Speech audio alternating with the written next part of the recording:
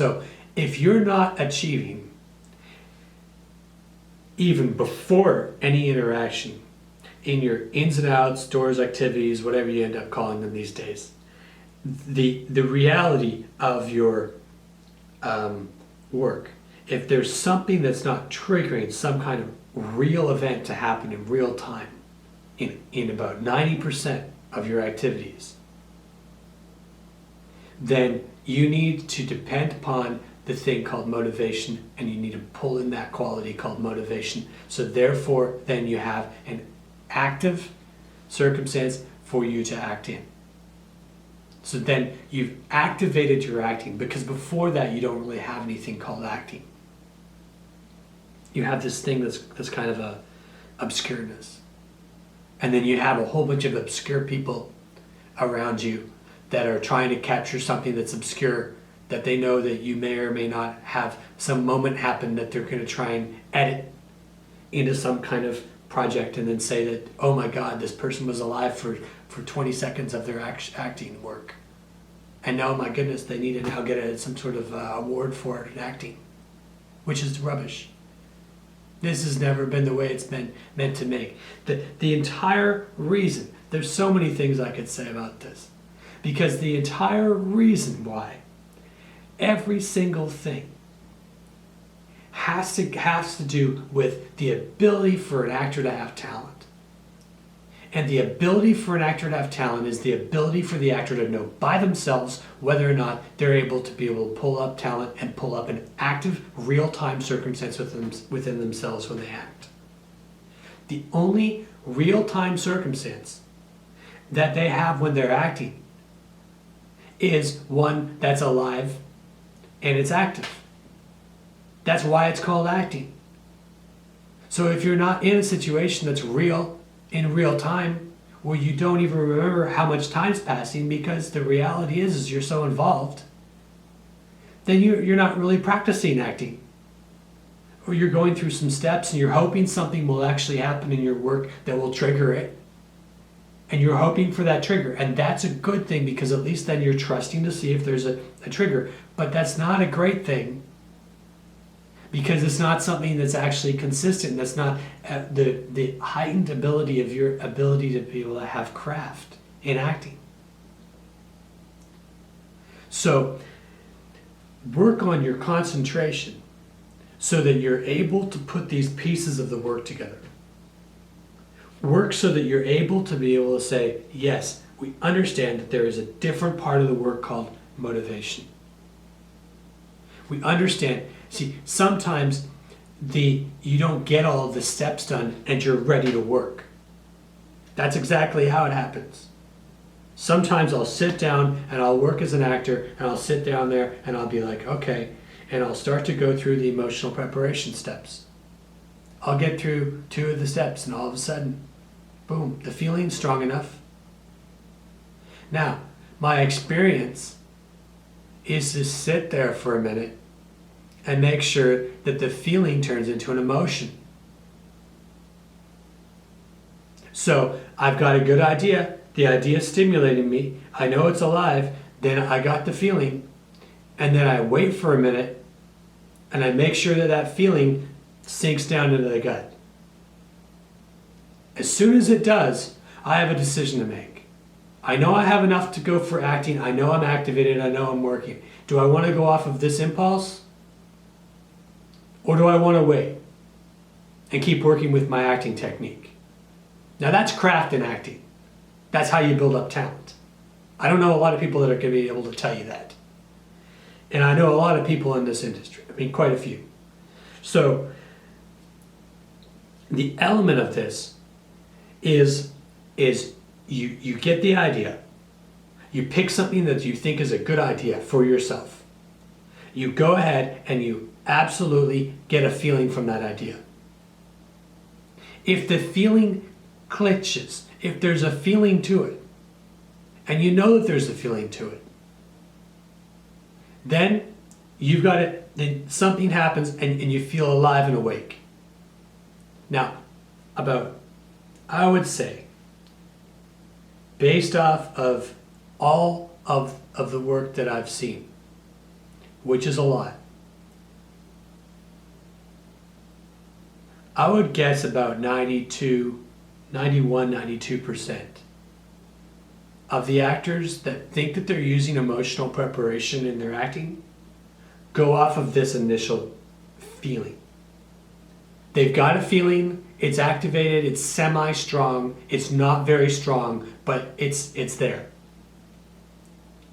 And then they go off that initial impulse and think that they've learned emotional preparation, which is this is part of emotional preparation. It's part of it. Or actor preparation. So you turn this around and you're working with this and you've got this feeling. Now, if you go off that first impulse, that's a choice that you can make. And if that's a choice that works for you consistently in your work, then that's what it is.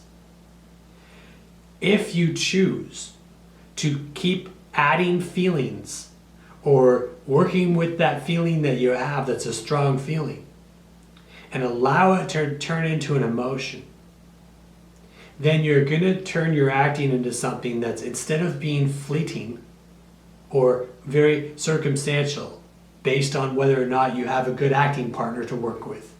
It doesn't matter if you have a good acting partner to work with if you do full, saturated emotional preparations. Something should happen if you go deep enough with your emotional preparation and add all of these different ingredients. So let me repeat what these ingredients are. There, you get the idea. You turn around and you get a feeling off of the idea that's personal to you. Then, if the feeling goes deep enough, only if it goes deep enough, then you get an emotion. And if you get an emotion, then you can start asking yourself questions during your own emotional preparation time, or during your own time of isolation before you work, however you call it. And there's many different people that have no idea what emotional preparation is, but they've used techniques that are similar. And they've found them on their own, some of them, not all. Many of them haven't, but some of them have. So then you get your meaning. And you have your meaning in your work. And it ties in all of these encompasses of this triangle. Now, if all of that's clear, and you know full well that you ask yourself, what does this mean to you? And you've got an answer, and you know full well you have some sort of emotion that's sticking in you. And you know what the feelings were, and you know that the feeling, it's not going to, maybe the feeling may not feel quite as active, but the emotion will feel encompassing. And when you've got that encompassing feeling, and the feeling's there, then you've got something that you know that you've got an emotion because there's this encompassing feeling. There's an encompassing, it's encompassing. So then you ask yourself, well, what does it mean to you? And then you can start adding the different things that it means to you. And you can go and you can figure out in your own time of activating, and this is all happening while you're activating your emotion. And then if you can feel your emotion getting bigger and bigger and bigger, and you can feel that there's something going on that's expanding in you. Well, that's, first of all, that's your humanity. That's your humanity expanding. This is one of the reasons why you want to do acting beyond the superficial feelings. So your humanity expands. Then you're kind of stuck because you're in a situation where your humanity expands. And you could work off of any impulse, but you're not sure whether or not what would happen. So what you do is you work with this thing called motivation. It's the last step in this example where you grab the motivation and you get the motivation and you go with the motivation and you bring in a reason why. You bring in another impetus of the reason why you want to get something done in the example of the independent activity. So now you know why you want to get it done. You brought in motivation. Now you've got the whole enchilance. You've got emotion, you've got an idea, you've got feeling or many different feelings. Some of them have turned into emotions. You have meaning that you've explored. And now you go into making sure that you have motivation. You pulled in the motivation. Now you act off of the motivation. So now you've given yourself something that you can act off of. And you can act off of the thing that you're calling motivation. Beautiful. And it's not fake, it's real. So then you work off of the thing that's active inside of you, which is the motivation. You need to get this done. You need to get done the activity. Now, if you're on the being side of the work, we'll talk about that later. But you can still follow some of that and apply it. So work with this and really see whether or not this is something that you're going to be able to work with. Because if you're able to, it's far more powerful than just trying to think of one thing, getting a feeling, and then going and trying to do emotional preparation that way. This is far more encompassing. And this is part of what actors do to be able to build their own craft in acting. Oh, if you could like the video, that would be helpful. I don't know how all these things work yet, but I'll figure it out. All right, thanks.